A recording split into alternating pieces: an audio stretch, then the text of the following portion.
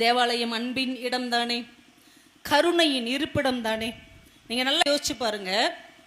இயேசு பிரான் ஒரு கன்னத்தில் அடித்தால் இன்னொரு கன்னத்தை காட்டிய ஒரு உத்தமன், தன் தலையில் முள்கிரீடம் வைத்து அழுத்திய போது கூட அழுத்தியவனை பார்த்து சொன்னார், பார்த்து உன் கையில் குத்திவிட போகிறது, பாவம் இவர் செய்த பிழைகளுக்காக நான் மன்னிப்பு கேட்கிறேன் என்று பேசிய இயேசு பிரான் கருணையின் வடிவம், பேரன்பின் உருவம். அவர் ஒரு நாள் சாட்டை எடுத்தார், தெரியுமா உங்களுக்கு? பைபிள்ல படிச்சிருக்கீங்களா? சாட்டை எடுத்தாரா எடுக்கலையா? ஏன்? தேவாலயத்தில் தேவையில்லாத வேலைகள் நடைபெற்று கொண்டிருந்தன.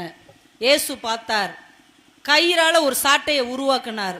என் தந்தையின் ஆலயத்தை சந்தையாக மாற்றாதீர்கள் என்று அங்க வியாபாரம் செஞ்சுக்கிட்டு இருந்தவங்களை அடிச்சு விரட்டினார் என்றால், அன்பானவர்களிடம்தான் பணிந்து போக வேண்டும், அநீதிக்காரர்களுக்கு முன்னால் துணிந்து நிற்க வேண்டும் என்று கற்றுக் கொடுத்தவர் எங்களுடைய இயேசுபிரான். இவங்க சொல்றாங்க துணிவுனா திமுறான், நாங்கிற ஆணவமா, என்னுடையது என்கின்ற கர்வமா. இல்லங்க, துணிவு என்பது என்ன தெரியுமா? என்னால் முடியும் என்கின்ற தன்னம்பிக்கை, என் வாழ்க்கை என் கையில் என்கின்ற சுய ஆளுமைதான் துணிவு என்பதை அவர்கள் புரிந்து கொள்ள வேண்டும்.